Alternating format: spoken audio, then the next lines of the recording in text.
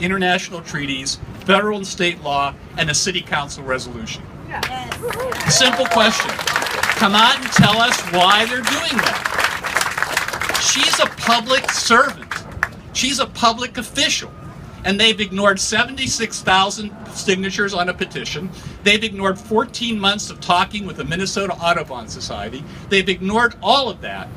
Why are they allowed to do that as public officials? Our public officials should be telling them as public officials that they can't do that. And why are they not living up to the intent of existing laws protecting migratory birds? Instead of trying to hide behind technicalities that enable them to keep their precious design concept. And here's their reason. This is the only reason that they're given. This is it. They want the fans in that stadium to be able to look out and have a clear view of the city of Minneapolis. That's it. That's it. It's a design issue, they say. It's not a money issue. They said it's not a money issue. It's a design issue.